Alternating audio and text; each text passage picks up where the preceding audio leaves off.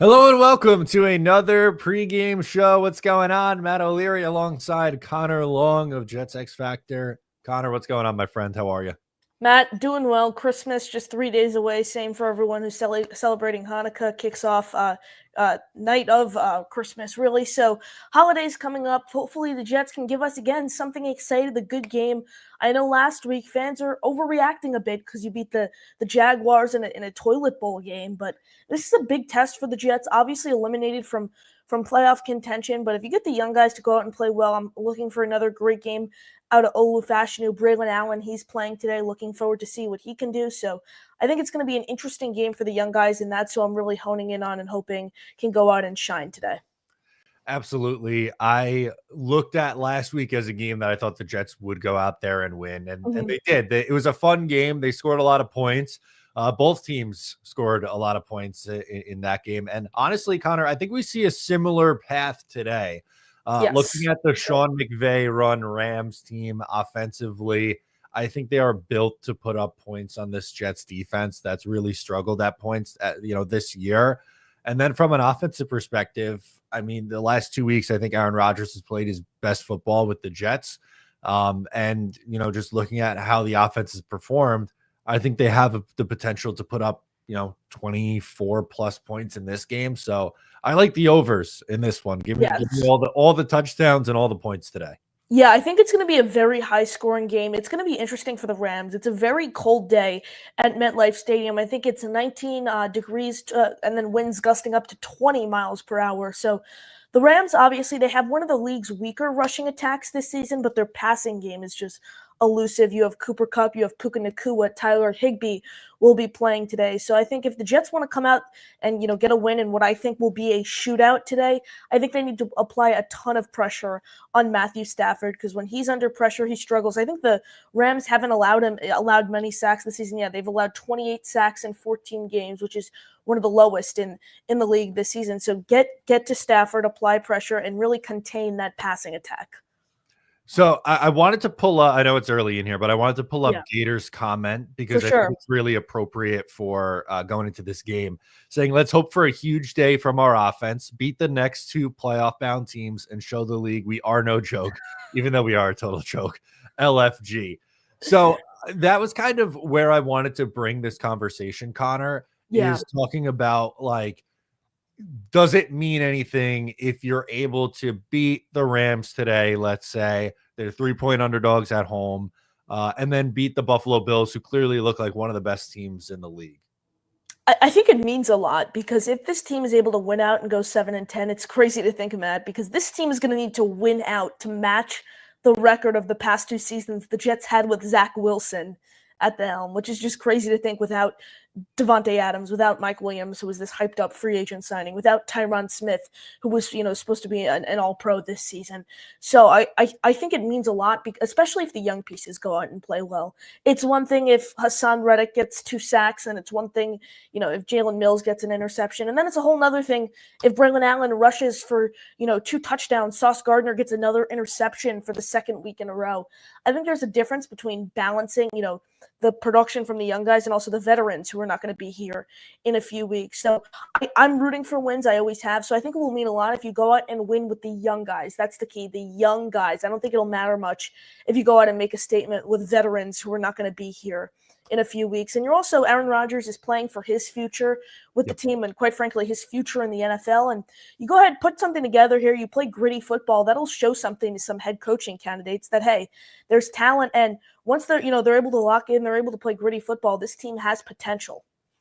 Yeah, I think so too. And I'm at the point where like I don't really care about the draft positioning. Like I'm looking at that as a consolation. Like if the Jets go out and maybe last week was the fluke and they lose out and they finish 4-13, then you're talking about it's a horrible year regardless. Yeah. And so is 7-10 with the expectations going into the year. But you're probably talking about like, I don't know, the difference between like the 4th pick and the 10th pick, somewhere in that range. And my feeling, honestly, is like whoever the Jets hire at GM, their job is to find someone talented, whether they're picking at pick 4 or number 10. Like, I just don't Mhm. have it in me to continue to do these. Oh my God, like they got to lose out. If they don't, they're going to miss on this guy. The draft is a total crapshoot. Yeah. And at the same time, though, to be fair, if let's say something miraculous happens, they win their next 3 games, they close the season at 7-10. That then doesn't just give this whole year a free pass, and you go, "Oh, everything's fine. They'll just get a head coach in, No. and everything will be great." I think getting the right head coach is a huge part of it, but there's still a lot of work to be done too. At the same time. Yeah, I completely agree. I feel like a lot of there are a lot of question marks though still with this team. Obviously, from the coaching side of things, head coach, GM, but also with some of the players like Devontae Adams. Matt is a really interesting one. Great game, 198 yards, 2 touchdowns after having a catchless first half in Jacksonville last week. There's, where do you stand right now with him? Because you could cut him at the end of the season. You save $36 million in cap room and only eat $2 million in dead cap, or you could keep him whether Rodgers is here or he's not. Where do you stand with Adams right now? I want to keep him either way because I think he's a leader on this team and he still has a ton of potential left in the tank. I was gonna say if we're going the keep route, can the option be rework his contract? Because I don't want him back on his current deal, but if you're able to Yeah, redo it, then I I keep him. I know you are able to redo it. I'm going to pull something up here. Sure. Jets X Factor's Michael Nania had a mock off season come out not too long ago, and he had the object restructuring Adams deal. So I'm going to try to get it here. Perfect. Stand by. Getting in the article now. Option. Okay, here we go. I'm going to pull this up here on the screen, and this is what Nania has the Jets doing with Adams' contract. So restructures Devontae Adams. You could bring his cap hit down from $38 million next season to $18 million. So, and then you still have 81. Well, he has a lot of cuts there, but still you have a lot of cap room if you restructure his deal. Are you for that, or do you kind of just want to eat it? No, I would do this. I know that he's not, and this is kind of what he's saying in the article. He's not a superstar, but he is still a really damn good receiver, whether Rodgers is back or not. Like, under the assumption Rodgers is back, one, that's someone that he's clearly comfortable with. But also, number two, if the Jets go a different direction at quarterback, and let's just use the argument that they draft a quarterback, right? It's not a guarantee that they do, but let's just, for argument's sake, let's do it. The Jets almost never put their young quarterbacks in an offense with so much star power and so much help. And, they would have Garrett Wilson and Devontae Adams. They would have Breece Hall. They would have their franchise left tackle. Like you would be then putting a quarterback in in a spot where they could be really successful. And I don't know how many more years Adams has left in the tank. Maybe it's only 1 or 2, but I'm definitely open to it. And I think an Adams and Garrett Wilson duo, a full year of that could be really deadly. I just don't want to see, and I'm not saying this would be the case because it really hasn't been this year. If Devontae Adams was to come back with, let's say, Aaron Rodgers, I don't want Garrett Wilson to then turn into the forgotten guy. Like, I don't think you need to force feed Devontae Adams like 1,500 receiving yards and then like Garrett's hanging at like 800. But those are two guys where I think they can both hang around 1,000 yards, with honestly Garrett getting the lion's share. I think at this point in his career, he is more of a wide receiver one than what Devontae had. Actually, maybe that's a little harsh. They're probably both solid wide receiver ones, and that's a really good spot to be in. Yeah, I agree. I just think Garrett, he's 67 yards away now from 1,000 yards this season. I think there's a strong chance that he hits it today. Where do you stand overall with the trade rumors we're potentially hearing with him? You're riding it out with his contract, or you're even if you request the trade. I mean, the Jets have all the leverage in the situation right now, even if he does request the trade. So where do you stand with that? I think he's here long term. I do as well. I had a tweet which sounded a little controversial at the time based on everyone's reaction to Garrett Wilson's comments to the media this week. But I think it's more likely Garrett Wilson signs a contract extension this offseason than he gets traded. I really find it hard to believe that if the Jets get the hires right, like, can we use the Mike Vrabel analogy, for instance, because he supposedly has some interest in this job. If the Jets hire Mike Vrabel, am I to believe that the former Ohio State player can't convince the other Ohio State player to stay and like buy into the vision? I'm not there on that. Yeah, I think a lot of it comes though, like who's the quarterback next season, for example. Garrett was on the record saying a few weeks ago with Kay Adams that they knew when Rodgers came that this was the 2-year window they had to win. Last year, we all know what happened, and this year. So he said anything after this is viewed as a cherry on top. So he's clearly not fully like locked in on Rodgers, and it seems what he said there, he might have some flexibility next season. Where do you stand with the quarterback position next year? You mentioned drafting a young guy. Are you for potentially starting a Justin Fields or, a Tyrod Taylor next season and letting a Jalen Milroe, he might go back to school, but even a Cam Ward or Shedeur Sanders, if the Jets climb that high in the order, are you for starting the veteran and letting the rookie sit back for a season or two? Yeah, I definitely am. If the Jets are to go the draft a quarterback route, whether it's in the first round, second, like wherever they take one, if Rodgers isn't the guy, I'm okay with Tyrod being the bridge guy for a year. I've always been a big Tyrod Taylor fan. I know injuries have been a concern with him in his career. You could say the same thing about a 41-year-old Aaron Rodgers who's been hurt the last 3 years too. So I think Tyrod could be fine in this offense. And if he does get banged up, well, then there's your opportunity to work in your young quarterback. Yeah, absolutely. Everyone smash that like button. Make sure you are subscribed to both of our channels at Matt O'Leary NY at NY Flight Jets. Talk about ready to get into some of the calls. Yeah, let's do the super chat first, and Oh then yeah, we'll for sure. I didn't see that go come to in. There go we to go. Doug. Yeah. So Jacob says the fact that 7-10 is the ceiling of this season is wild. Yeah, if you told me before the year that the Jets are going to go 7-10, and at this point now, like on December 22nd, that's best case scenario. But if you said in August the Jets' best case scenario is going 7-10, I would have looked at you like you had 7 heads. Yeah, 7-10. I think if you told me that before the season, as crazy it sounds, Matt, I think the Jets. I would have thought the Jets had a better chance of going 14-3, for example, Yes. than 7-10. I mean, this has been the absolute worst case scenario. And Matt, something that's been floating around is, oh well, if the Jets just kept Robert Saleh, this is a different scenario. This team could be competing for a playoff spot right now. Where do you stand with that? Do you think the Jets would have any more wins right now if they had Saleh? Maybe 1 or 2. I don't think it makes that much of a difference, unfortunately. Clearly, he wasn't very good at his job, and Ulbrich hasn't been either. Like, Oh, no, yeah. this isn't an Ulbrich apology tour. I just don't think it really makes a huge difference. It stinks, but hopefully they get this next hire right and they go from there. But anyway, let's hop into these calls. We got a few lined up now. Absolutely.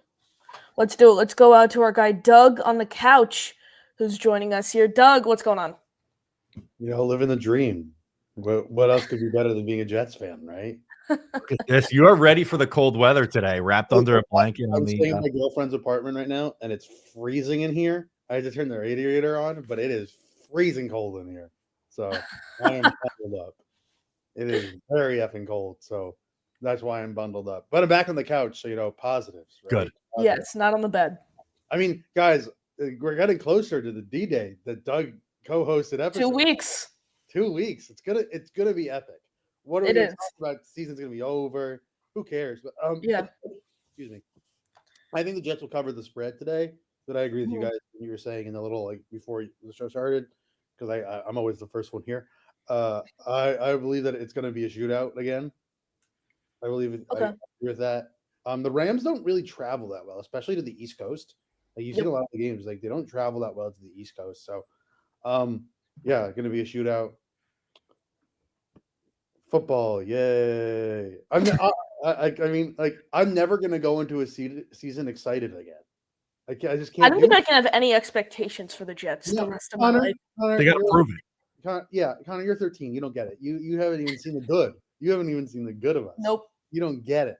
Like I've seen the good. I know we can do it. I've seen it. It's been 13. It's been before you were born, but I've seen it. Matt, you've seen it. We've seen it. I know. I feel for Connor, man, and for these younger Jet fans who unfortunately got into the game, let's say in the mid 2010s or pretty much any point after 2010. I feel bad for anyone who didn't get to experience the first 2 years of Rex. Yep. Yeah, like for example, Matt, I'm sure Doug, you know him too. Michael Nania, he's obviously a huge analytical stat guy when it comes to the Jets. His first season getting into football and becoming like a diehard Jets fan was the 2011 season. Just missed it. So yeah, Oh, just missed it. So oh, he's been That analytical and all this, and he still hasn't seen a playoff game, just like me. Too, because it was similar to the Favre year. We were out like 8-3 or something, or 8-4, and then there was that game in Denver with fucking Tebow, and Yeah. that's out from there because we had a chance to play. I mean, I just choked it with fucking Tebow. That was the. Sorry for language. I know yeah. there's kids watching. I apologize for my language. The Jets okay. get me angry.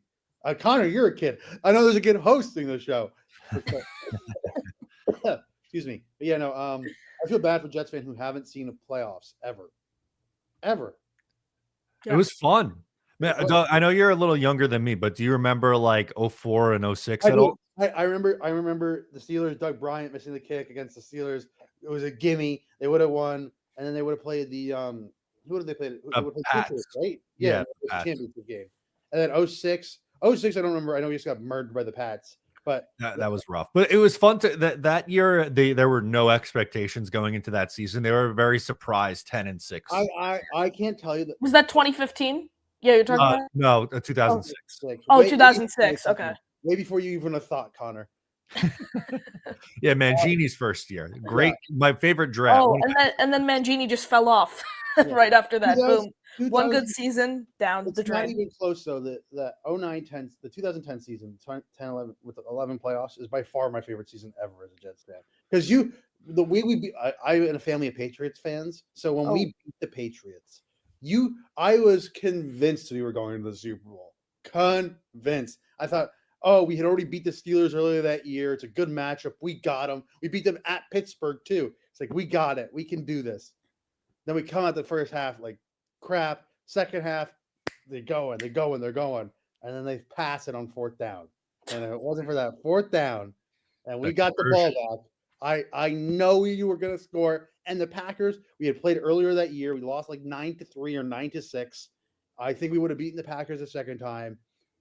That team was so that team was so good. So good. Frustrating, man. And we haven't been back since the playoffs. Nope. Haven't been back since. It's just crazy to think. Like Matt, correct me if I'm wrong. 09, that was like, he had the Rex, we're done. We're not going to do it. And then you kind of got like the QB matchups in the playoffs. Like you had the Bengals, and then you had the Chargers. The Chargers, yeah. Like those are the easier matchups. And then when you get to the Colts, they got up to the great start, and then they just shit the bed. Yeah, the second half was tough in that game. Yeah, and then the next year, it's like, okay, you go beat Peyton Manning, you go beat Tom Brady, and then boom, you're there. Go beat Ben Roethlisberger. And then, sorry, I'm getting angry. But yeah, main point of all this, I'm never going into a season with expectations again, because besides 2015, the only enjoyable season I've had was 2 years ago, because that came out of nowhere. Oh yeah, that was such a fun. I remember that season kick-started with Flacco in week 2. The onside kick. I remember I was like, okay, the game's over. Then Corey Davis scored. I was at a Buffalo Wild Wings. I remember it because they scored like the Browns scored, or Nick Chubb scored. It's like, it's over. Yeah. I'm going home. Yeah. And then I see, I still follow the phone on my app. I see Corey Davis, 76-yard touchdown. Oh, okay. They never get the onside kick anymore, so the game's over. Yeah, and Hardy, onside kick recover. I'm like, holy shit, is this really happening right now? And you still have to drive down the field and score a touchdown, and Joe Flacco does it. And I remember there was like a fake punt earlier in the first half in that game, I believe, if I'm not mistaken. Yeah, I think that was like just a fun game. That was probably one of the most fun. And it's also if Mike White ribs don't explode, we would have beat the Vikings and Saxon Berrios. That's what I was just about to say. If Braxton Berrios held on to the football. If Mike White doesn't get his ribs exploded, I think we would have beat the Lions. That was a terrible game. That was just such a. I know it was, Connor. But the main point is that was a fun season though, because we didn't expect any of it. Correct. So, but this, like last year, we got Rodgers. We're gonna be great. 4 plays, season's over. This year, all right, he's back. He's healthy. 2-1. We're doing great. We're feeling high. We're like, man, we're finally going to do it. Finally be good.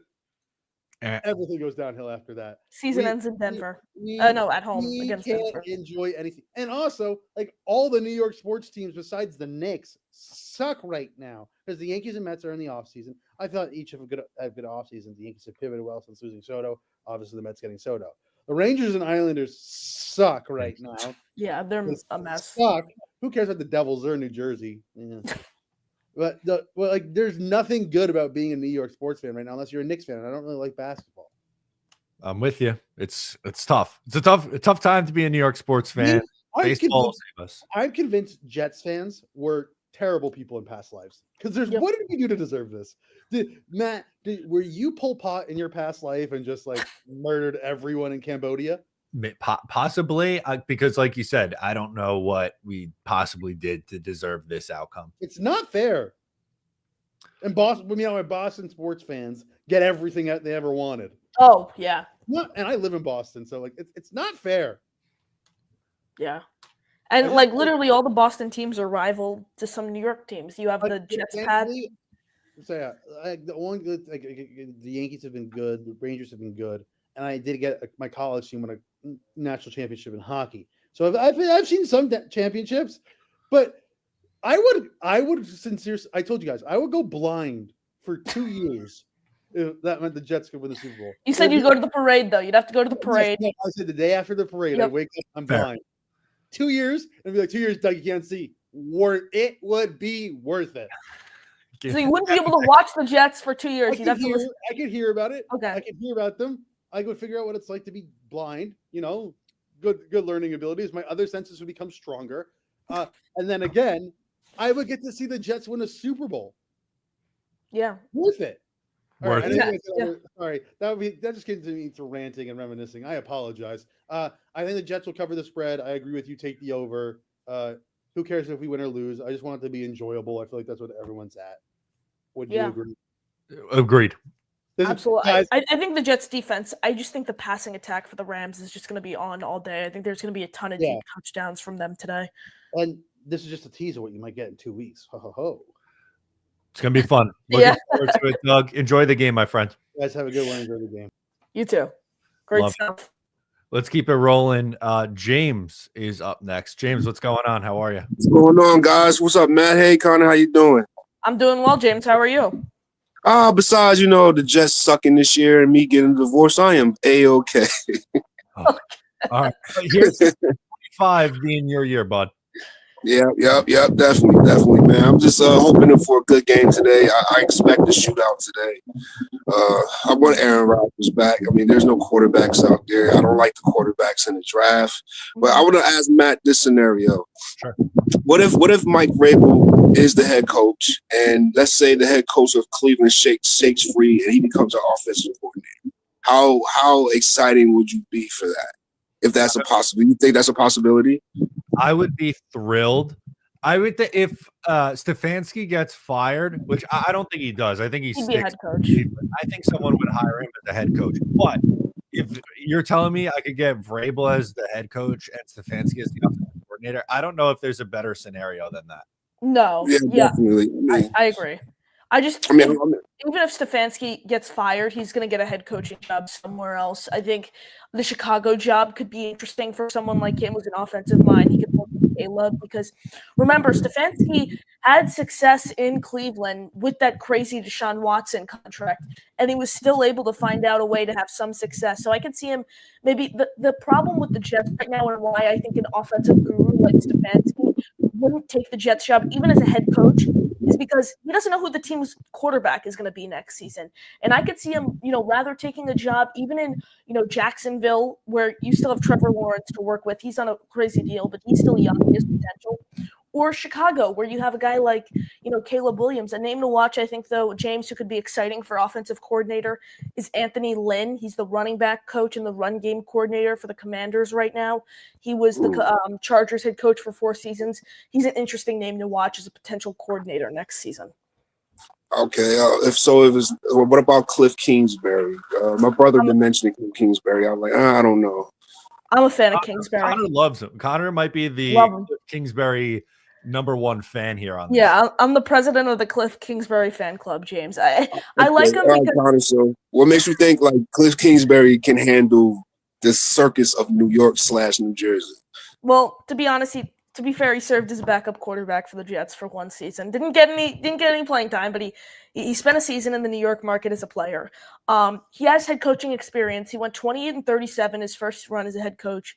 Arizona took a team to the playoffs. The thing I like about him most, especially if the Jets draft a quarterback this year, is the work that he's done with young quarterbacks throughout his coaching career.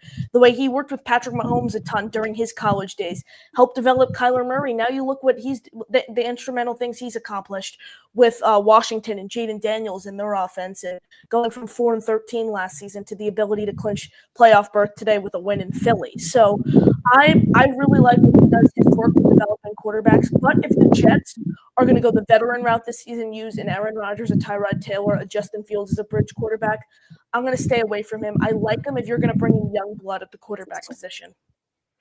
That's awesome. I mean, I don't trust any other quarterbacks in this draft. I mean, we do get an offensive guru in here that's a leader of men and that can, take on the Woody Johnson head case that he is. Man, that's what I keep saying in my head is mad. What I'm thinking about Jordan Travis, I mean, I know the guy is coming off. I think Matt mentioned it. He will be coming off, 20 months after the injury, I believe. Is it a broken leg, too? Yeah. Yeah, we still haven't seen what the kid is made of. I mean, we should give him a chance next year. The coaching staff next year should be able to give him a chance. That'll be wasting a 5th-round pick if he doesn't give a shot next year in training camp. I like the kid a lot. And he also sat behind Aaron Rodgers this year, so who knows? He did. I don't disagree with giving him. I have no idea what he's going to be at level after missing all that time.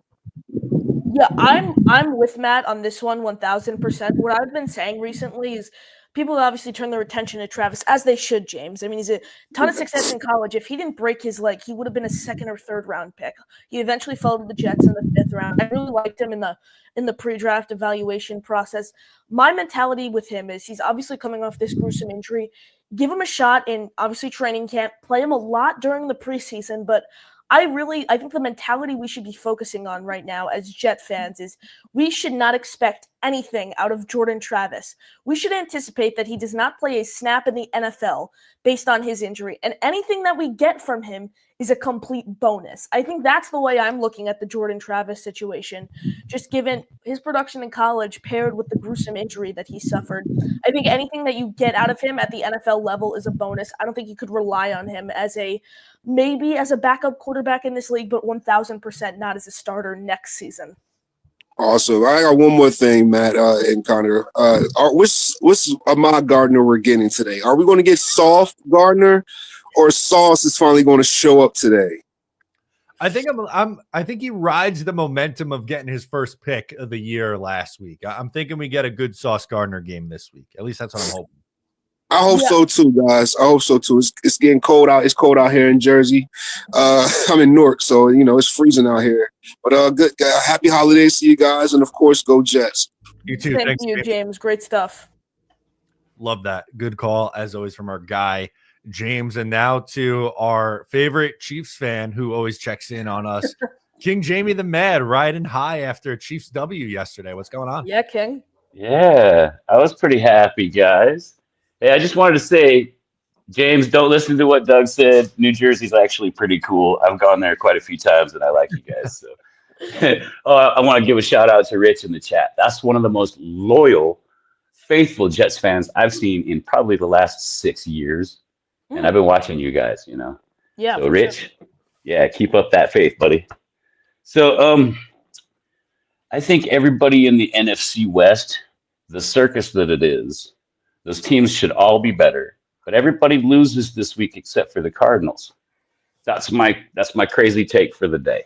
Okay, so Jets end up pulling off an upset win today. Is your take? And Miami pulling off a win. I mean, the 49ers don't have very much, bro. I don't know why either. That's the most expensive team I've ever seen. Yeah, they're banged up too, man. Yeah. I mean, they were just riddled with injuries all season long. They had so much potential, especially the last season of Brock Purdy's rookie deal, the last season without having to give him the bag. I think they had so much potential to be like a 13-4 caliber team this year and make another push at the NFC Championship. Christian McCaffrey clearly can't stay on the field, and they've again the whole the scenario where the guy didn't want to enter the game last week. They've just been a mess so far. So Yeah. I mean, kind of like the Jets, but in a sense where they were just simply riddled with injuries and they didn't lose games because of missed kicks and bad coaching. Like, they're still one of the best coach teams in all of football. Kyle Shanahan is one of the best offensive minds, one of, if not the best. I can't let you get away with that, man. I cannot let you get away with that, Connor. Look, I understand you are such a cool guy that you give props to everybody, no matter what their position in the league is.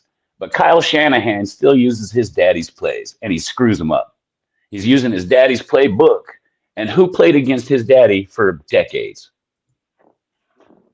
Right? And he's wondering why it's not working, you know?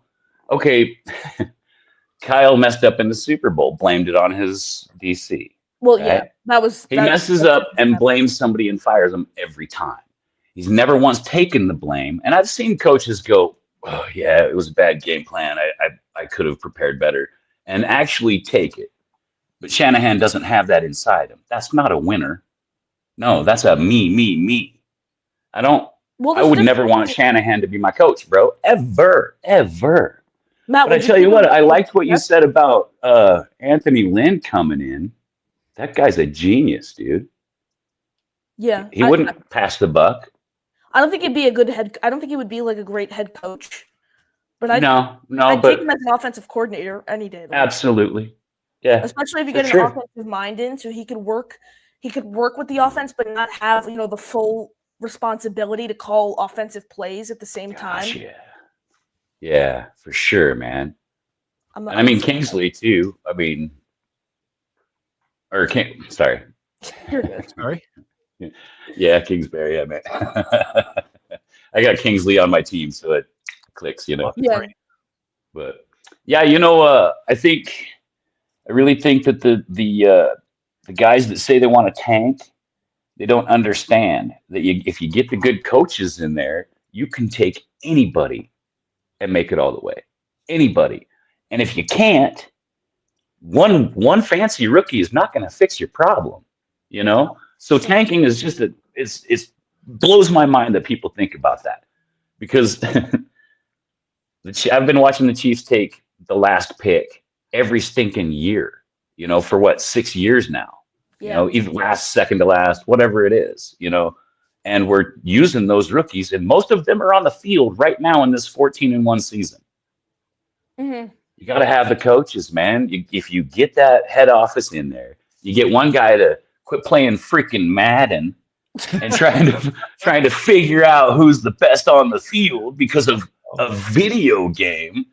Kick that guy in the back of the skull and send him to the hospital. Maybe you'll start winning. My goodness gracious, if my kid was ruining my business, I would put on my biggest left boot and punt him. Yeah, they need that. Yeah, I agree. Jamie, where do you stand in that whole athletic bombshell report that got released? What are you buying? What are you, thinking is BS? I find it really hard to believe the entire thing. I think any of these things somewhere in the middle, for sure. Yeah, that's where I'm falling. Just like half and half. Like about half of it might be correct, but so it's all about entertainment. So people want to get clicks. They want people to read their article, and so they might embellish some things. So it probably wasn't all Madden. There might have been one guy who was like, "Look at this guy's thing," Holy cats, let's maybe for once let's try it. It might have been just a one-time thing. But they made it sound like this guy was going through the roster and taking them all, Yeah. That was pretty crazy to me. That was pretty crazy. Almost as crazy as asking Matt if he was Pol Pot in a different life. What did I do to deserve that question? Yeah, dude. I was like, what in the world is happening right now? Pol Pot, one of the nastiest people ever in the history of man, Oh, you think Hitler killed a lot? Oh my goodness. Yep. I would think Matt was Emperor Constantine from Ireland, maybe. I'll take that. All right. Yeah, but all he did was take care of his peoples, Yeah. But Pol Pot, oh my goodness, Hilarious. Yes. I love the show, man. This is awesome. Thank you, King Jamie. You're going to be watching the So, Jets today with your Chiefs already played? absolutely. I don't miss a game if my Chiefs are not playing, you guys. I'm definitely there if my Chiefs are playing, you guys. But yeah, I've been supporting you guys for a lot of years. You're my second favorite team, you know. I There we hope the go. best for you guys. You know, there was a time when the Chiefs looked this bad and I stayed with them. You know, I watch people hop teams all the time, and I'm like, what in the crap are you doing? I know your team's out and you could root for another team. But even when the Chiefs were out, I was still popping my Yes. gear, you know? Was it ever 14 years though, Jamie? Was it ever over a decade? So, yeah, dude, for like 30 years, if we did make a playoff, we were out first round. Yeah. It was, yeah, for real, bro. Like, we had sparks about once a decade. We would get a team that kept us just faithful enough that we didn't just not go, you know? Yeah. They just milked us along, you know? And then when we finally dialed it in and got Reed and Spags, and honestly, it was when our owner's son took over, he kept what Marty Schottenheimer showed him. So when Clark Hunt was a kid, he watched, you know, he's roughly my age, you know. So since he was a kid, I was a kid, right? And so he watched what Marty Schottenheimer did. He came in and he changed it from going out and getting your nose bloody every Sunday and working real hard and hoping that's going to do it to I'm protecting my brother that's right next to me. And it turned into a family and it evolved into a kingdom, you know, and Clark seen that and he made the right decisions for the club. And now look at what he did. I blame my owner for all this awesomeness. And my owner's son, okay, I should say. Now, wouldn't it be awesome if your owner's son would turn it into a family, like a brotherhood? Or just I get out think of the that locker room. starts. I think it starts up top, man. I really do, and that's it. The old saying, "Crap rolls downhill." Well, so does gold. A gold coin's around; it rolls downhill too. You know, you don't have to spend all the gold. Yeah. What you got to do is you got to get a good GM that brings in the right guys. You got to let your coach make the decisions. Make the decisions. That's what Andy Reid said. Give me all the power. And Clark was like, all right, let's do it. This is why you didn't get them all over in Philadelphia, is because they kept stalling you out, not giving you the power. Yeah. You know, there's so many little variables that can fall into place and just make it the perfect storm. Yeah. Even in the worst stinking season, everybody says it, the worst season the Chiefs have ever had. They're 14-1, for goodness sake. You know, that's coaching. We're on third stringers, babe. Exactly. It's all coaching. And I think that's something the new regime is going to ask for when they come in. If you want a Mike Vrabel, a John Dorsey, a Thomas Dimitroff for that new regime, they're going to say, hey, Woody. Yeah, they're going to say, hey, Woody, we need full autonomy over this team. You have to get out of our way. We'll take this job if you get out of our way and you let us do our job. Yep. That's the faith you have to instill. I can't imagine having to go against Vrabel and Lynn together. That would be beautiful. Or that would be scary to me, bro. Yeah, you guys would beat us out, you know. Yeah, Vrabel and Lynn. But again, I don't want to get. Last time we saw Lynn call offensive plays, it was a mess in Detroit. Right, but you think Vrabel's going to let him get away with any crap? No, that's Vrabel's. You got a guy like Vrabel, and even I'll stand up and clinch. You know, that'd be like having Dick Butkus as your coach. Sir, yes, sir. You know, exactly. No one's messing around with Vrabel. Yeah. But he would also bring in that brotherhood feel, though. That's what I like about Vrabel. And he'd also have control over the locker room. Like right now, Jeff Ulbrich has no control over the locker room. And Robert Saleh didn't. To say that, Saleh should have stayed here. Robert Saleh didn't have any control over the locker room when he was here either. And that's why the whole thing of Aaron Rodgers playing through all these injuries. Yeah. The question I'm asking myself is, even do you think Ulbrich or Saleh at the time would have been able to tell Rodgers to sit and you're not playing? Because that's the thing. I just don't think the only problem with Saleh was everybody on the defense right to attention. Yep. But everybody on the offense thought they knew better. Yep. Now it's just nothing. Yeah, it will. But seriously, Saleh could not rein in the offense. That was a wild stallion that thought that it knew better than the rider, So Vrabel would walk in there, and both the offense and defense would have to respect that man. You know what I mean? And I realized that, to me, being defense is my favorite, man. I want to see your receiver get smashed. I want to see your quarterback get mushed. Yeah. Old school football. But to me, Saleh was perfect. But I'm only the side of the ball. My offense goes out there, and I don't even care how they do. I can't wait for my defense to get back on the field. I don't know why, because I know they need rest. But I like seeing my guys go out there and do good, And so to me, Saleh was perfect. But to a guy who's, say, a quarterback or a offensive lineman, any position on an offense, you would look at a guy that was straight defense his whole career and be like, come on, man, you don't know what's up over here. It's like asking a bricklayer to come and cut this diamond for me, Same. No, I'm going to ask him to lay the bricks. I'm going to get this diamond cutter over here to cut the diamond for me.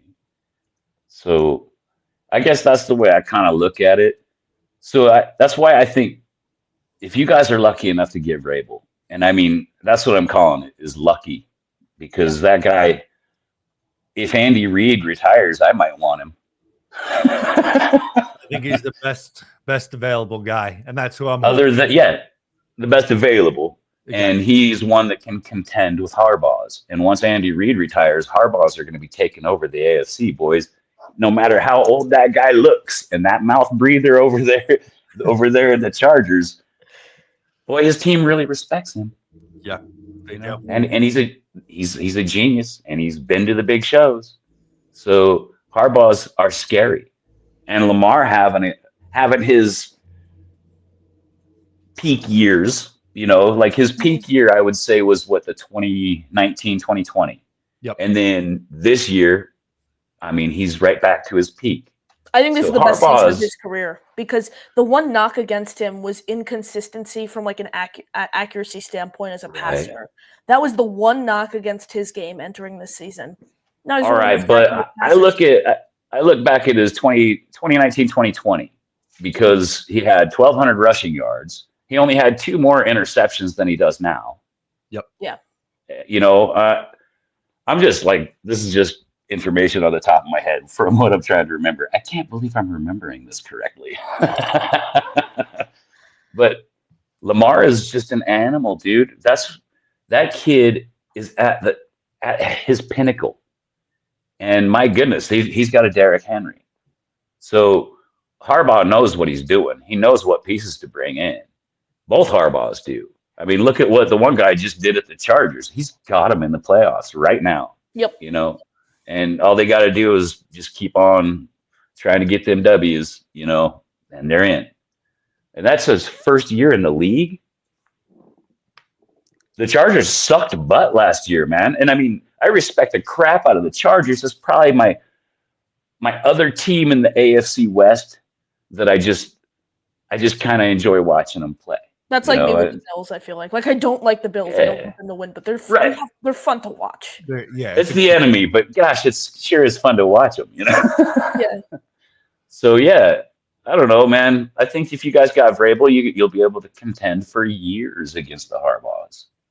And that's what the league needs.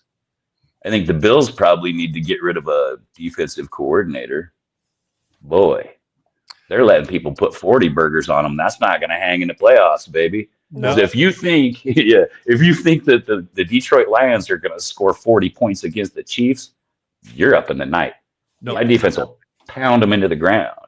You know, the Bills ain't going to do it again. We do this to the Bills every year. We play Boy Scout football, regular high school plays against everybody all season long, and then crack open that can in the playoffs.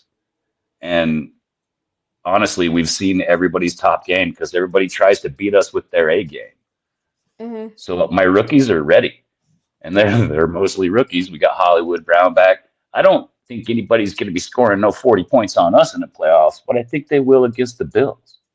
And the Bills are going to be playing keep ahead of them. So they're going to be having to score every single drive. That does not work in the playoffs, man. You better be able to win a 20-19 game or whatever it is, you know. So I think next year, I hope the Jets get this figured out and you guys can make a playoff run finally next year. I've been rooting for this for years. The guys that have seen me around know I've always had your backs. I'll go onto other people's channels and I'll stick up for the Jets. Yeah. He's the best. And it's hard. Love him. Oh, it's hard. You guys don't make it very easy on me. No. Jamie, I'm going to let you guys get to different callers. have a Great good stuff. day. Love it. Matt, two things here before we move on to the next calls. I know Jamie kind of, did not like my Kyle Shanahan argument. Would you like him as the head coach of the Jets? If he's up for trade, what are you giving up for Kyle Shanahan? I saw a comment saying, let me Yes, find you it, can pull that up. from Hurtis. Yeah. I'm going to try to scroll up in the chat. But yeah, would you take him as the head coach of the Jets? And do you like him as a head coach in this league? I do, and I understand where Jamie is coming from on it. I get his perspective. I don't know if I'm giving up 3 first-round picks for Kyle Shanahan. That's a lot, but what he's able to do on the offensive side of the ball is really, really impressive, and he's done it in so many different stops as well, which also I think is an added bonus. He's gotten a ton out of quarterbacks like Jimmy Garoppolo and Brock Purdy, who I think have their limitations. But I think he is a special offensive talent. I get it. The teams have come up short. He's had some questionable decisions in big moments in the Super Bowl. I understand all that, but I think he's a hell of an offensive coach. Yeah, I think he's a great mind, and then he's a great – I don't know if he's a great leader of men, but I think he's a great offensive mind at the same time. And that's kind of like – that's where I like Vrabel. He's a stout defensive mind. He has a ton of head coaching experience, and he's a leader of men. Like something we've seen a ton in Jets history was you had Herm Edwards come in as the head coach of this team in the early 2000s. He had incredible energy. He was built to be a head coach in the New York market from like an energy personality standpoint. But then he didn't have like the best X's and O's in the world. And then you move on. You dig. Then you find Rex Ryan, who's the head coach of the Jets, who's a leader of men. He's the best. He's great X's and O's, and he's the personality's built for the New York market. So I think it's kind of like finding those 3 things combined together, which is going to like build the best head coach in this market. That's why I like a Brian Flores and a Mike Vrabel. I love it. Before we get back into the calls, we have a couple of Bang Mateo super chats that I want to pull up. First one, he's not in on Jordan Travis. He's saying Trace McSorley, 2.0. That would be disappointing if that's the career that Jordan Travis ends up having. I have a McSorley jersey. Do you really? Yep, from his Ravens days. The Ravens, okay. I remember I was just obsessed. He had that crazy song come out when I was like 10, and I'm like, I'm getting a Tracy McSorley jersey. And I haven't. Unbelievable. I'll bring it out on the next pregame show. We'll do that. I love that. And then 10%, the Madden thing being true is too much. What a mess. You know what I think happened? Here's my theory on it, Connor. I think that it's Brick and the other kid. Was it Jack Johnson? Jack, yeah. I think they probably have mentioned or brought up Madden ratings to their dad. I don't know if it's enough for him to like stop the Jerry Jeudy trade, but I wouldn't be surprised if at some point we saw heard Woody Johnson making Madden references to the Jets front office, which is still nuts. Yeah. It's crazy that we're even talking about this, Matt, that somehow Madden ratings were brought up in, a front office setting. It's insane that we're talking about it. I think Kaz pretty much hit it right on the head when he was talking about it on his pod, Gangs All Here. He pretty much said he thinks, from what he's hearing, Woody brought it up in a meeting, but it didn't completely nix the trade. Bringing up a Madden rating in the middle of a meeting when you're talking, that's still insane. Like, don't get me wrong. That is alarming. That's troubling. That's whatever you want to call it. But from what it's, I think nixing the trade was a bit of an exaggeration there. I think from, hearing Kaz, hearing Rossini, hearing Rosenblatt kind of put it in the middle, I think that it was possibly brought up in a meeting, but it completely didn't, nix the trade. So I think it was something that was brought up, but it didn't really play much of a role in the trade. And now they're saying him wanting to bench Rodgers after week 4 was a joke that he made, and he was trying to see other. Yeah, it's a mess. No matter the context, if he brought it up seriously or as a joke, still just the fact that you even those words came out of your mouth. Jerry Jeudy does not have a high enough Madden rating. That's it's insane. Let's see, Matt. I'll pull up before we get back to the phone lines. Sure. Inactive list is out. Okay. Let's get it up for today. Jalen Simpson, MC2, Xavier Newman, Jarek Bernard, Converse. Quinnen Williams, he was questionable. They were going to test him out in pregame warmups today. Looks like he's a no-go. Big loss for the Jets. Want to see what the interior rotation looks like today. I expect a lot out of Leonard Taylor III without Q in the defensive line rotation today. Jake Hansen. Matt, Malachi Corley is active. He's active. Let's go. What 10 catches, 150 yards, and a touchdown. is he going to drop the ball before he crosses the goal line? I think he learned his lesson. Yeah. What are your thoughts on that list? What do you expect out of the defensive line rotation today? And Corley, is it, a 2-catch, 6-yard game, or is it a 10-catch, 100-yard game? Somewhere in the middle. Where are you thinking today? I'm going to say Corley has 2 touches, either 2 catches or one an end around. 2 touches today. And I'm worried even more about the Rams offense with Quinnen Williams out. I do think we see a lot more Leonard Taylor, but the interior defensive line outside of Quinnen Williams really hasn't done a whole lot at all this year. So whatever, I'm going to look up some Kyren Williams overs because I think he has a huge rushing day and probably gets in the end zone a time or two as well. Yeah, I agree with that. I think we see a lot of Leonard Taylor. I don't want to see much of Javon Kinlaw. He's been an absolute mess this season. But yeah, I think this opens up opportunities now for the Rams rushing attack today. It is important to note that Garafolo put out a tweet. Garafolo and Rappaport reported last night that if Quinnen was able to play today, it would have been in a very limited role anyways. So I don't think that affects really the Jets' game plan for today from a defensive standpoint, but still a big loss. Quinnen Williams obviously has been a huge contributor throughout his career, and especially this season for the Jets, whether it's stopping the run or applying pressure on, passing down. So big loss for the Jets today. Hopefully they could rebound, and it doesn't make much of a difference. Absolutely. Back to the calls. Let's do it. All right, let's go out to Sad Central Illinois Jet fan. What's going on here? Well, what's going on? I thought it'd be fitting just because I really didn't have anything too specific to bring up in terms of coaching search or drama or anything like that. So I was just like, I'll give a better explanation as to how these two worlds collided. So growing up, if you want to look up, I don't know exactly when he played, but essentially my mom had a good friend and her good friend's brother. His name is Chad Cascadden, and he played for the Jets for a good couple of years, so you just grow up and you see all that stuff. So that's also kind of a piece of the puzzle. And then I wish I had it to have some proof, but long story short, I'll first start with where I'm from is really well known for hunting, doing all sorts of hunting and stuff like that. So reports are Aaron Rodgers has actually come through our town, and this is obviously well before being a Jet, but my grandpa owned a Subway, and he actually came in there for lunch one time. So my grandpa got a picture of that. And then my biggest piece was, I think I was 12. So this would have been in 2012.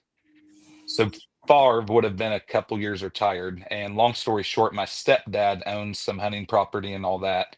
And Brett Favre came over there for about a week and got to meet with him a couple of different times. And I've got a signed, it's a Nerf, it's not a real football. It's like a Nerf Jets football. And I just remember when he just goes, "You're a Jets fan?" And I just kind of shook my head yes. And he just shook his head no and signed it and just handed it over. So I've got, like I said, I wish I had that as proof, obviously. But So there's a lot of different reasons, I guess, like why I am a Jets fan, and it is just funny to hear Connor not really, have any sort of playoff Yeah. stories to tell or anything like that. And I'm obviously older than you, but I'm kind of in the same boat, is what's sad, and it just Mhm. points to where we've been. Because, like I said, I was obviously a fan, but 9 to 10 years old, I was just happy of beating the Patriots, so Yeah. that was just kind of like what it was. But yeah, no, so that's just some tidbit info on that. And just like I said, I guess we didn't win 10-7 last week. It was definitely a lot more Nope. entertaining of a game. And I agree. I watched Matt's video a couple days ago, and I think regardless of if you're on tank, if you're on win, lose, whatever side you're on, the vitriol is wild. It's Yeah. just crazy to me how it's just so like wanting to point the finger at something being wrong. It's just like I do feel like it is a passionate fan base, and everyone's wanting it's their version as to how we're going to get to where we want to be at the end of Yes. the day, I feel like. And I will say, I think if it's my opinion on what's the most important piece for this team is obviously the tandem would be nice of GM and coach, but head coach, like obviously Vrabel's our biggest option, and just having him or a Brian Flores or a been there, done that personality is what this team I just think needs. It needs that. It needs it from the perspective of shutting the Woody Johnson noise down. We need it for whether it's, I think maybe the one thing that Matt always has brought up is just, we need a little bit of an a-hole. Yeah. We really do. And Mhm.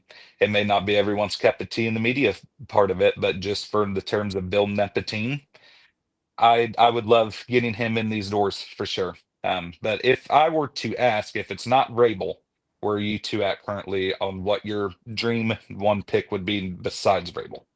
Matt.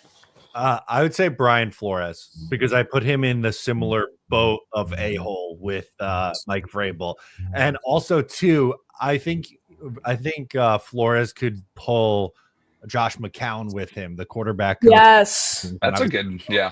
we know I him would've from the thought of Jets that. too as well, but I think he is ready to be an offensive coordinator, and I think that would excite Jet fans. It might take them a minute to get over, hiring a defensive minded head coach again, but I thought he got a raw deal in Miami, and I thought, given the circumstances, he performed pretty well. Well, we knew he wasn't afraid to put it out there. He Yeah. called it That's out that's what what. was going on too. So like he's a living representation of like, what he brings. And I Yeah. think that's what we need. We need someone like good. I don't want to say good or the bad, but just these are my principles. This is how I Yeah. He's gonna call it. see Yeah. He's and gonna feel. call it. Yeah, this is what I'm going to do. I need the reins of the roost, so to speak. And then you evaluate my performance in a couple years and we'll go from there, like make it's a results league, and we just need that. We need that leadership for sure. Yeah, I'm with Matt here on the Flores McCown combination. I also don't mind Liam Cohen, the offensive coordinator from Tampa. I think he'd be able to get an okay defensive mind and come over with him and make him the defensive coordinator. I wouldn't mind him. He's one of the only offensive coordinators I'd be okay with in a head Mhm. coaching role next season. I like McCown as OC for a couple of reasons. First off, I think he's 15 years, something crazy like that, NFL veteran. He was in the league for a very long time, and he retired after 2020. So he Mhm. knows what it's like to play recently. He knows, he's able to put himself in the player's shoes. He has that capability. He's familiar with the modern day offensive schemes. He's done great things with Sam Darnold as the Vikings quarterback coach this season. Also keep in mind, as crazy it is to think, the year after he retired, he interviewed for the Texans head coaching job in 2020, and then he interviewed for the same job again in 21. So he has experience interviewing for these high profile jobs. He knows what it's like to be a top figure in the New York market. So I wouldn't mind him at all as an offensive coordinator. I think like if we are going to look the rookie route, and I know that our track record's not good with it. I'm not necessarily going to say I'm opposed to a defensive minded coach, but if we're going to go young and go with, another first time, I do believe it would be our best interest to go offensive route Agree. this time around. But Yeah, it's this season has been it's been a lot of things, and A like I mess. said earlier, just to like think that we could repeat 7-10 for the third year in a row and have that be a good finish. I Sad. guess just to finish, like if we beat, I will say this, like I'm not saying that winning these games necessarily do matter. I can see why losing them helps us in the future, but like I do think there's a merit to beating the Rams today. I think they're Yeah. hungry and they still have something to fight for. So if we put something together in these wins, I think Connor's mentioned this a lot. Like it's how we win and who we win with. That's It's yep. who performs well is a really big piece of it. So yeah, like I said, second time caller, but I definitely plan to be more often. Like I said, I just kind of found all this stuff out This season. this season. So it's been a good season to find some find some unity. I can Yep. tell you that much. So we'll see what next season brings us, and it's just like I said, hopefully we can get the right people in the door. Will help us a lot. So Love it. There we Thanks go. for hanging with us. We appreciate it. Appreciate the call big time, man. yeah, as always, you guys have a good one. You too. Enjoy the game. Great stuff. Love it. I think we Yeah. close out with one more from the legend. Yeah, an absolute legend on the line. There he is, V-Man. What's up? Is that Coquito? What are we working with? Yeah, it is. This is actually so. Right now, I just blended the condensed milk and the cream of coconut. So I'm just pouring that in a bowl to mix with my evaporated milk, and then some rum, nutmeg, and cinnamon. Wow. Cooking with Yep. V-Man Part 2. Of course, and then of course you can't. And of course, my rum of choice. Don Q. Yeah, this is the real Puerto Rican rum. Bacardi is Cuban, Okay. and Yeah. you can see that it has the seal. Rum of Puerto Rico. I wouldn't expect anything less out of you. I am Yeah, not. no. I'm not a big rum guy, but my fiance a couple weeks ago at our favorite spot here in town, they make a coquito, and she got it, and I had a little bit, and I thought of you, V-Man. I just wanted you to know that. Yeah, no, I love making. Like I got a whole bunch of. Yeah, this is my holiday gift to everybody. Because it's cheap. I like how you think. Yeah, no. So on this with the athletic article, I agree that there's parts of it that are elements of truth in it. Yeah, I think a lot of it is obviously exaggerated to sell headlines. And I agree with your take of. I wouldn't say that we need like an a-hole to be a coach. I would just say we need a crazy person because crazy, eccentric. I think you look at the history of New York coaches in all the sports, they're generally the most successful ones are the crazy ones. You look Billy Martin, Bill Parcells, Rex Ryan. Girardi could be crazy at times. Rex Ryan was crazy, Yeah. I'm probably thinking of probably some more like my head is like thinking of, but it's generally, oh yeah, definitely. Casey Stengel was an eccentric, was an eccentric head coach. It's like what they say. It's like you got to be crazy to handle. You got to be crazy to be in New York. It's like very rarely do we have that stoic, cold facade head coach like a Chuck Noll type guy. We have the loud, bombastic, in-your-face guy that's screaming at the top of his lungs. Those are the type of coaches that we have in New York. Most of the ones that succeed. Yeah, we normally have. I don't know, and obviously, Matt, you're the hockey aficionado, so you would know if there are any hockey coaches that in New York that match that resume. So Yeah, there's definitely some that you could think. Even now, like the Islanders coach Patrick Waugh has. He has some energy. He is a little bit of a hothead, so it fits. Yeah, like I said, you need to be a bit crazy for New York. It's just the way it is, and I think Vrabel is that type of crazy that you need. Like he's the crazy, eccentric, and then like I guarantee you, his mic'd ups will definitely be something to behold. Yes. He, But no, like, I'm a fan of Rabel. Like you mentioned, I agree with that statement. You know, all the high energy guys who are going to put players in their place, call it like they see it. Those are the coaches who have success in a big media market like New York.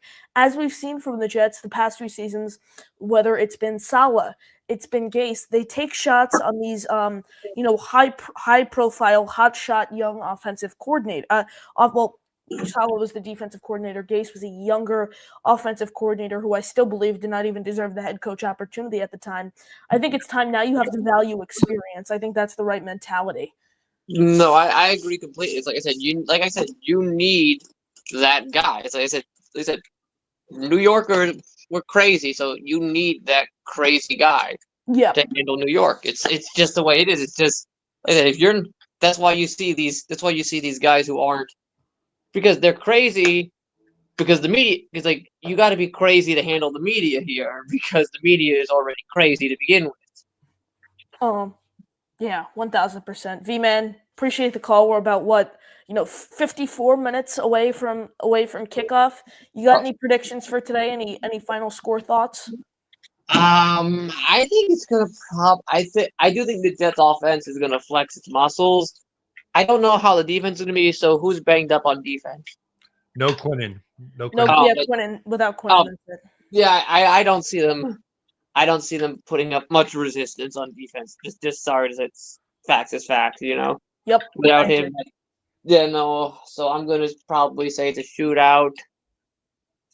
I don't know, like what I think that ultimately the Rams are just gonna win by a touchdown. I'm not gonna say the exact point, but probably in the 20 to 30 range.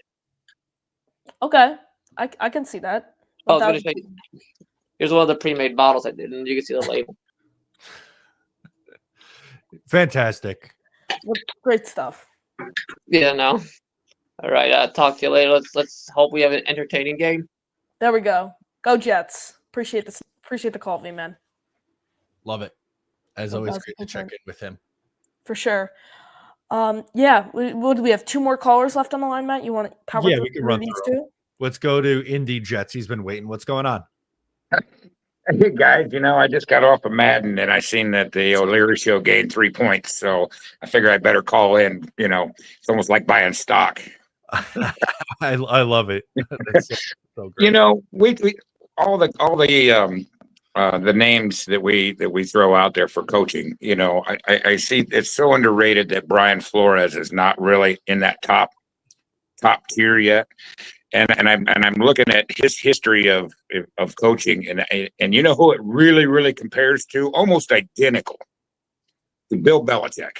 If you look at his history of coaching, from special teams to an epic fail in Cleveland to the epic fail in Miami, back to a coordinator, head coach job, and now a second time around.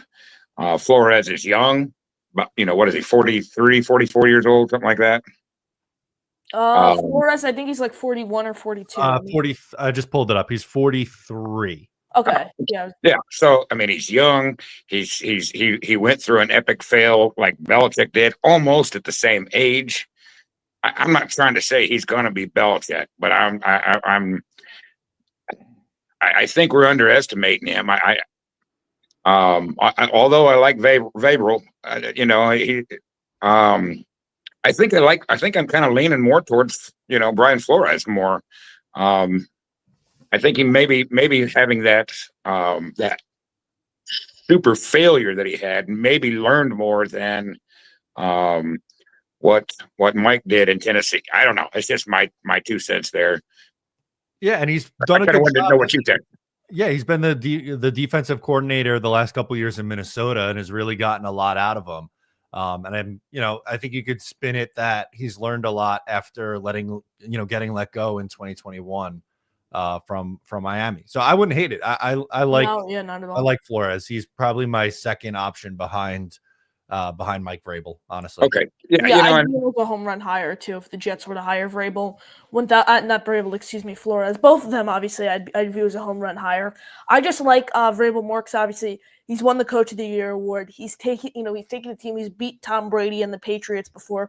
So I think there's just more of that proven track record that comes with Vrabel compared to Flores, who, don't get me wrong, is he 500 or one game over as a head coach? I think 24 and 25. He went okay, so one game under 500 as a head coach in his career. I'll take that. That's higher. That's the bar's set higher already than Jets head coaches we've had the past decade, going all the way back to Right. Rex. So I'd love Flores. I'd love Vrabel 1000%. I have Vrabel probably in that A+ tier, and Flores is right below him in that A tier. And the only reason I was leaning more towards that is because we seem to, as humans, we seem to learn more through failures than we do through success. And I think that, and I was just comparing, the careers of as much as we absolutely hate Belichick, for the last 20 years.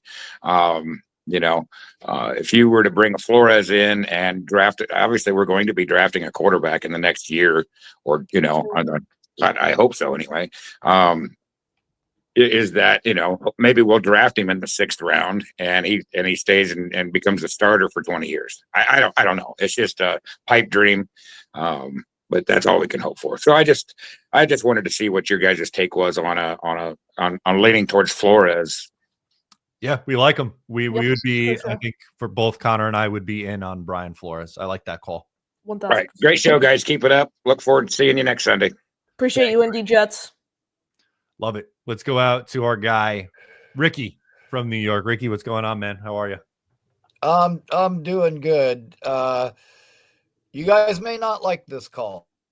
Oh, because I'm not one of those callers that just is going to call in and go, yeah, I agree with everything you guys say. Like I'm a guy that thinks for myself and come up with my own takes. And I got to say, absolutely no to Brian Flores.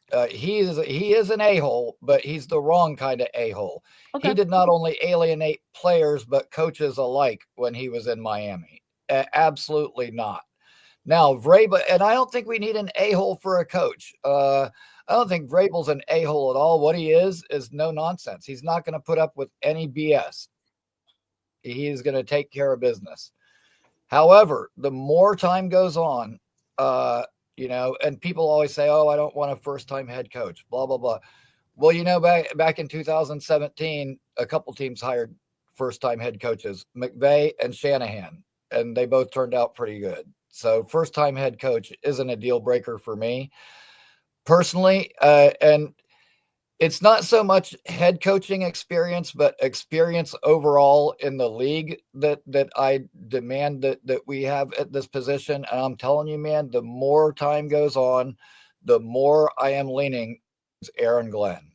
Okay. He's got the experience in dealing with the pressure in this market. He knows the organization inside and out from being a scout here for years. He may be more familiar with some of the problems that plague this organization than other people because he's seen it from the inside. And I think he's that kind of no nonsense kind of guy, that would also get things done. And you know what? We were the least penalized team in the entire NFL when Herm Edwards was our coach, and he wasn't necessarily an a-hole. He just had high energy. Yeah, but he also didn't put up with nonsense either. I mentioned it earlier. Like him and Rex. I think Rex has been like one of the best coaches because Herm Edwards obviously had that great personality built for the New York market, but he didn't have the best X's and O's in the world compared to a guy like Rex Ryan, who had, again, a great personality made for the New York market, and then he had great X's and O's. So I think Herm and Rex are right up there for two of the Jets' best coaches in the 21st century for sure. Dude, I love Rex, and we went from being in the playoffs every year, through 98 through say 2004, that whole Curtis Martin era that I love so much. And then we went through some struggles, and then in came Rex. And, the way that he talked, F Belichick, we're not here to kiss the ring. Dude, we all loved that. We needed that as a fan base. However, I think after a while, the fame got to Rex's head, and he became more of a personality than a coach. And if you really look at it kills me when fans go, oh, we have no accountability. We need a guy like Rex back. No, Rex let Sheldon Richardson and Mo Wilkerson be late to meetings. He kissed the asses of what he considered to be his stars and busted the chops of the rookies. Like, no, he did not handle things well behind the scenes. But yeah, I don't want another coach that's like buddy with the players. I want somebody who's going to come in and put his foot down and say, this is the way things are going to go, period. But yeah, man, like the more time that goes on, the more I'm really leaning towards Aaron Glenn. I know he's a defensive guy, but he's been in the league so long and has so many different connections through various organizations across the league that I have confidence in him bringing in the right offensive staff. Starting with stealing away the O-line coach from the Colts, Kevin Mawai, which I heard he's not with the Colts anymore. I'm not sure if that's accurate. Let me check that out. Bringing in another, former teammate with his Dude, time. And somebody the other day in the chat was like, "Oh, so now our answer is just to bring in all former Jets." Like, no, that's not what I'm saying at all. The qualifications obviously have to be there, but after retiring from the NFL, Mawai was on Herm Edwards' staff in Arizona. Then he graduated up to the NFL. He was with Indy. He's got the coaching experience, so it's not just a matter of former players. And dude, like if anybody, isn't a new Jets fan, if they were around for that era and they ever listened to Kevin Mawai mic'd up, good God, like that is somebody we need leading our offensive line. That's the kind of tenacity that we need. Yeah, for sure. I have his head coaching career up here. So he was the Bears assistant offensive line coach for a year, an offensive analyst with Arizona State for 3 seasons, Colts assistant offensive line coach for 2 seasons, their tight ends coach for 1 season, and now he's currently in his 2nd season serving as the head coach for a private school in Tennessee. Okay. So he did leave the Colts. Okay. Yeah. But yeah, man, like I would love to see that. And I mean, I know that people say that Woody listens to the fans, but not this one, because I've been banging my fist forever that we need to retire Mawai's number. I mean, Hall of Famer, best center to ever play the game, period, hands down. And I don't want to see some Greg Von Rotten or some other trash offensive lineman trotting out there wearing the number 68. It's disrespectful to the legacy. And but I'm telling you, man, like the more time goes on, I really, really am like throwing all my chips into the Aaron Glenn sweepstakes. I think that would be a terrific hire for us. I think if you get, and you mentioned it, I think with a first-time defensive head coach, they got to get the offensive side of the ball right. Mm-hmm. And if he could bring in the right offensive staff, I think there's a chance it could work out. Yeah, if you can get him over here with Tanner Engstrand, who's currently the Detroit's passing game coordinator, give him a promotion to OC. So now you have Glenn as the head coach, Engstrand as the OC. Glenn's obviously would you want Glenn to call defensive plays? I quite honestly wouldn't mind it. Like I don't know. Maybe you give it to the defensive coordinator at first. Could he handle the defensive play calling responsibilities? I don't know. But you bring Engstrand in as OC. You find DC. Glenn obviously has connection throughout the league, especially as a defensive-minded guy. Anyways, the DC is not going to play much of a big role because you have the defensive-minded head coach there already. Right. And then for the GM role, that opens up the door to a Ray Agnew, a John Dorsey, someone of those likes, who also is a part of Detroit's organization. So I'm on board if the Jets want to bring in Aaron Glenn, but right now, Vrabel's at the top of my list. Good, and I want to say props to you, Connor. You had the name. I was going to say, who knows if Aaron Glenn doesn't bring in like some passing game coordinator from Detroit that we don't know right now, and he turns out to be the shit. You had the name, I had the position, but you actually had the name. Props to you for doing your homework, Connor. Always do your homework. That's the crux behind so many bad takes is people don't actually dig in and do the research, but I can tell you do your research. Good I appreciate you, Ricky. That means good work. Thank you, Ricky. Yeah, absolutely. And yeah, man, and I don't think he would have to necessarily call the plays because he's going to bring his philosophy. And the Aaron Glenn philosophy is number one priority of business is stop the run. And Yep. good Lord, do we need that here? So yeah, I'm all for it, man. And I'm worried that as this call is wrapping up, you're going to ask me for my predictions on today's game. And yeah, I just, you know what? The Jet fan in me just can't give one because I want to win every game. My hopes are not high for this. We're facing off against my two boys from Florida State that got drafted by the Rams this year, and Fisk and Verse, and they've been on fire lately. And dude, it's like a full circle moment for me as an FSU fan, because after Fisk got drafted, they asked him, is there any quarterback that you'd want to sack?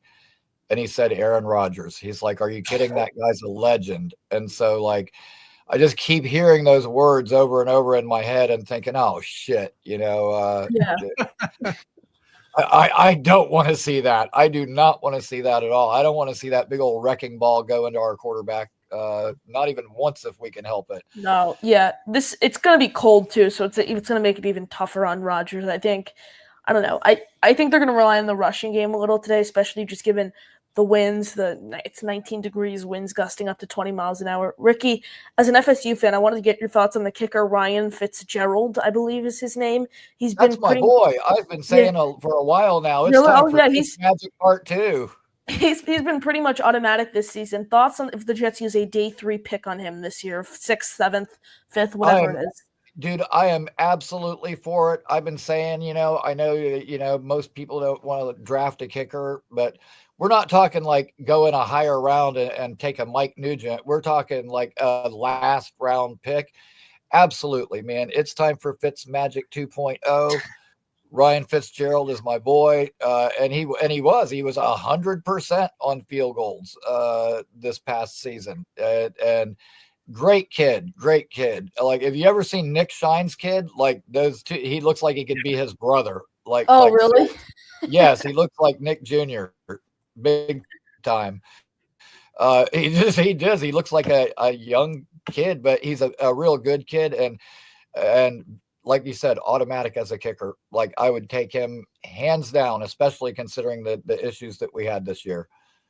There we go. And one more thing, like there was a lot of talk this week of, should we bring Devontae back? Should we not bring Devontae back?